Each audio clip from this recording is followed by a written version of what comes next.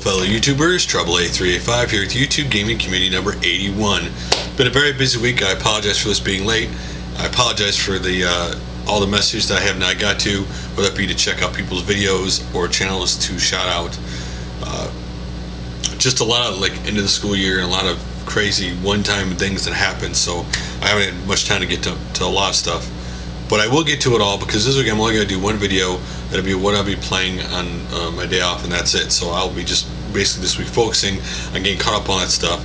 So that means that 82 will be a massively big episode, because usually when I don't do a very long one, then I sit there and I go and find as much stuff as out there as I can and make it a really, really full show. So next show, I guarantee, will be jam-packed.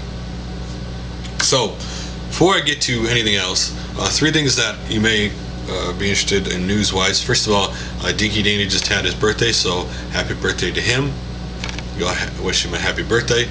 Secondly, Happy Console Gamer just hit 30,000 subs, so congratulations to him. And last but not least, Jumbo Junkie Vlogs just got partnerships, so congratulations to him. Now all three of his channels has partnership. So my last video when I was talking about your channel, the one point a bunch of people brought up, just too many to list, was about how their subs left them a comment that helped their channel and that it was very important to them. And I didn't want to, the only reason I didn't bring it up because I didn't want to muddle up the topic by bringing in little things. The whole point was that when you get to a point in your channel when everybody else is dictating what you're doing and you're not, then that's when you need to decide what you should do with your channel. And there are channels I've seen out there that do that basically everybody else tells them what to do. They don't do anything that they want to do on their own channel. And at that point, why do you even have a channel? You should never feel that you're a slave to the people that watch your videos. It should be almost, in some ways, like a partnership between you and your subscribers, where at times they will leave you helpful comments. Other times, they be supportive of things you try new or do. It's more with you and subscribers a partnership kind of thing than actual one person dictating one way or the other. So the topic I have for this episode is, since we're getting close to E3, since everybody's talking about Nintendo's new system, the question I have for you is this. First of all, what are you expecting in a Nintendo's new system, or what are you hoping for?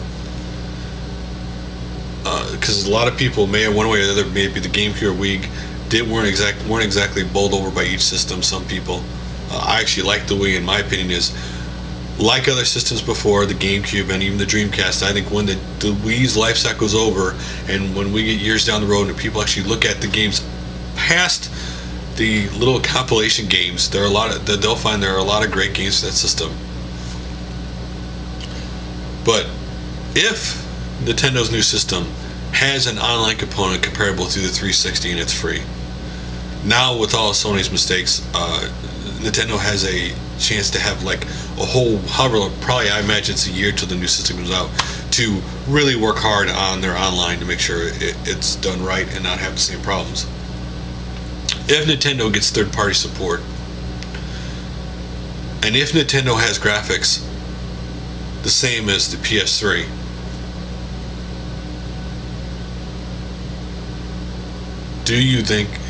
would you play any other system but that system? I don't know that I would, to be honest. I mean, I do like the exclusives on each system, but I talk to a lot of people I know who just aren't going to get this next generation. They're kind of done with the whole buying the new system when it comes out because it's so expensive for them. And I understand that. I hope Nintendo doesn't follow the trend and make the $350 system for... I don't understand the whole point of why... I mean, this generation, we had two systems, right, at $450, and yet people went out and bought them. A lot of them. Never before have we bought at that price. The sweet spot, which Nintendo has always strived for, is usually between $200 and $250. So I don't see any reason why Nintendo would break that mold of going any higher than that. But what do you think? What are you hoping Nintendo does? What are you hoping Nintendo doesn't do with their new system? Because everybody's just speculating. No one really knows. All these pictures and things you think, that's all speculation. Nintendo has never, I think, been known to leak stuff out before it's supposed to come out. So that's the topic for today. Just an interesting, fun topic for E3. So let's get to the videos to check out. The first one is by OldSchoolNYCGamer Pole Position Overview / Gameplay for the Vectrex. A very different looking pole position than if you've seen the classic one on all the other ports, because of Vectrex lighting and stuff. Really cool looking. Check that out. Next is Luke Morris 1 1/3 scale Gauntlet arcade cab update 1 and 2. Check in how that project's going. Really cool. And then Narox did 3 shoutout videos this week. Bird is the Word shoutouts, Eat It shoutouts, and the 50s Medley shoutout. He shout out a lot of different and great YouTubers. And then Minifloppyit UDK jungle environment. He showed for 4 months for fun he was making this cool jungle environment. Really cool. Check that out. And then Amisbro's Late Night Shift 5/24/2011 Gaming Horrors. And he did within this late night shift, he did a tag for the community, and it said, "So my friends, you have my gaming community tag for y'all with Gaming Horrors. To reiterate the questions, they are as follows. Number 1, have you ever played a game that legit scared you, and if so, what?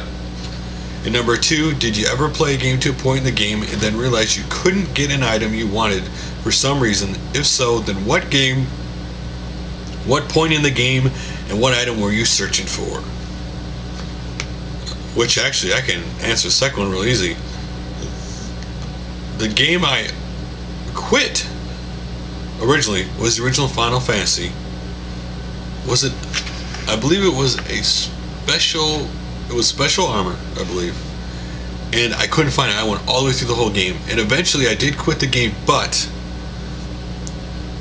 I talked to my parents and letting me call Nintendo Power. And when I called them and asked about it, and they told me where it was, I literally was not that very far from the point where it actually was, and I had been to that town, and somehow I missed it.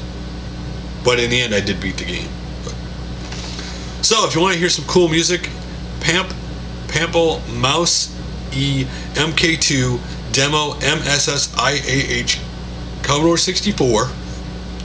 Really cool music. The music sounds awesome. He did on that one. And then the other one is Lukhashdotcom Commodore 64 live demo Sid bassline, where he does it with his hands. It sounds unbelievably awesome.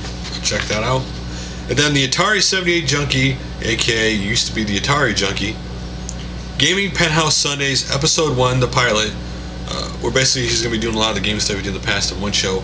It's really cool. Check it out. I know Episode 2 is already out, but I'll start with the pilot. And in the first one, he also does a tour of his room to check out his gaming penthouse. Next up is Spider 1A, the Pinball Parties My Pinball Collection Special Edition, where it goes in the history of when because he started collecting pinball machines, he started having pinball parties for people to play his machines, and he explains not only how it grew through the years and footage from it, but the whole thing he did. It's really cool. Check it out. Next out is LMA 187 Gameplays Aren't Going Anywhere plus OGW partnership. This is partially a news video because Online Gaming Warriors, the podcasters, they have their own channel on YouTube, just got a partnership.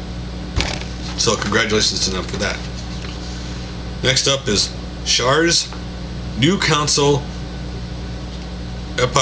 Yeno Super Cassette Vision. If you've never seen a Super Cassette Vision system, check that video out. And then Vulgarscreams had a Zombie Apocalypse open tag.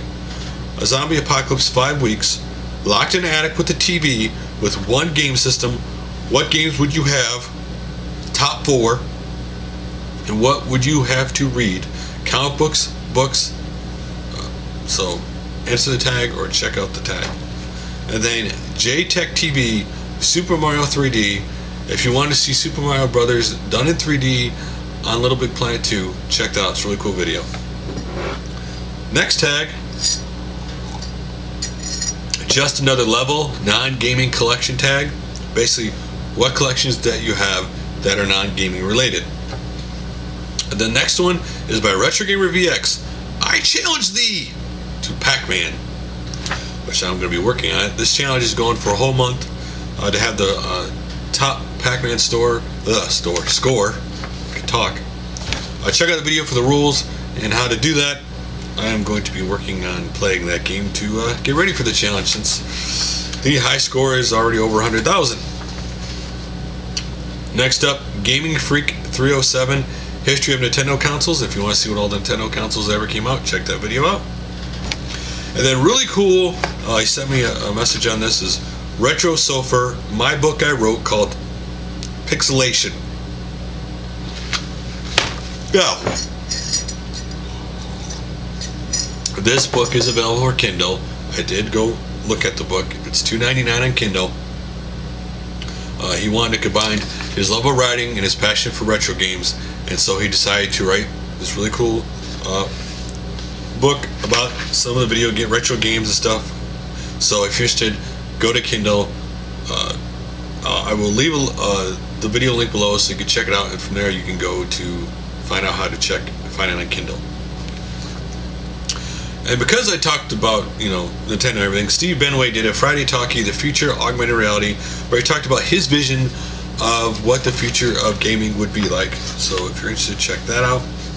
And then Gaming Beast 82, Gaming Beast Episode 2, Tyran 2000.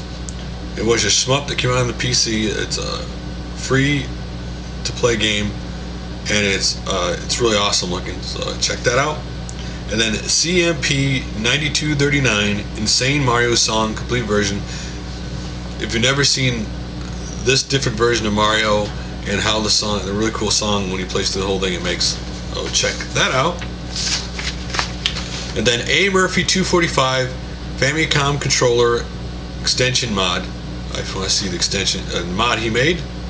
And then Oto U272K, Webtrex versus the Tichy's ZX Spectrum, like always, Spectrum game. And then Melanie Splizwisky. I know I'm just gonna destroy the name. Let's be honest here. How to controller wall. She explains how she made her controller wall and gives advice to people if they want to build their own.